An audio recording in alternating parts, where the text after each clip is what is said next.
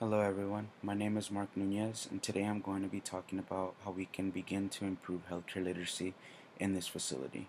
For many years, healthcare literacy has been a problem in this country and we as healthcare providers need to begin to change that narrative.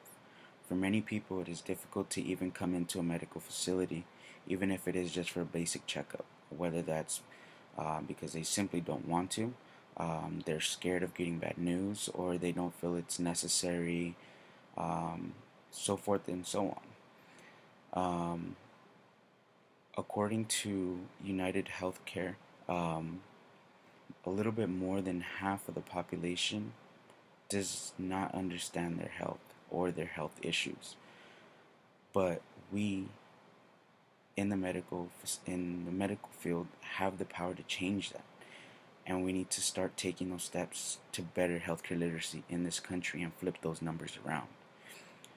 And here at this facility, I feel like we need to begin by taking that first step, and that first step is reaching out to the community. We have to let the community know that we are here for them to help in any way that we can. We need to be able to gain their trust. We need them to understand that we are on their side and we just want to help.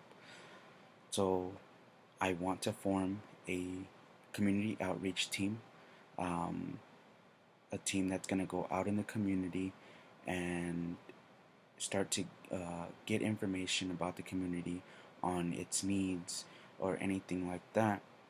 That way we can have that information that we need to give them, or um, we can even set up a free clinic in these communities, um, comprised of a couple medical assistants, physician assistant, or even a doctor. It would all be volunteer, um, if they are willing to help bring in the patients. It'll help our facility improve and build from there. So we go out, we do the free clinic, and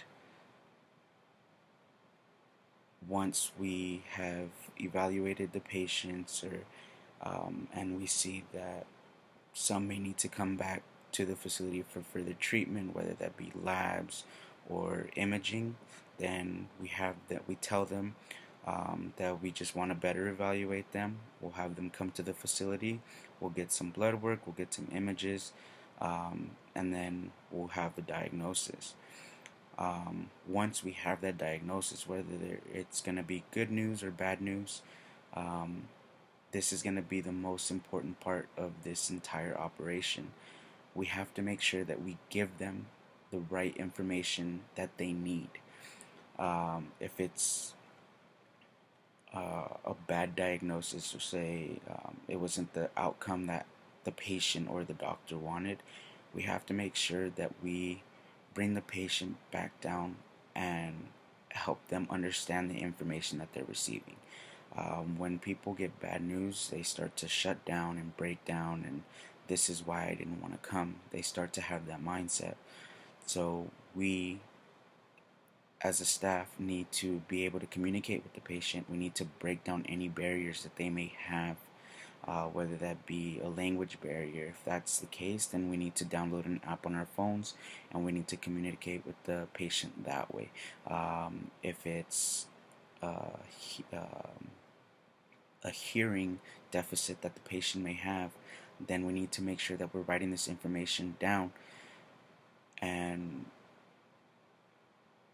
help them understand what the information that they just received from the doctor, because that's going to be a vital role. That's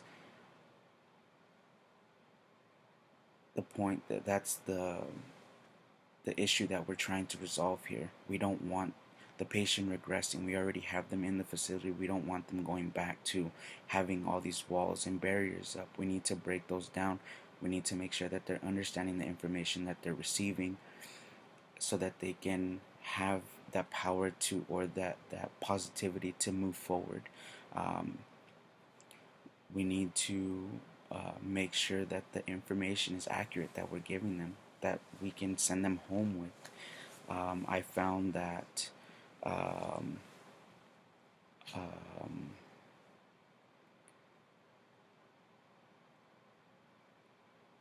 that once we give them that proper information, they feel more um, in power of their health. Um, I found a website. It's called medlineplus.gov.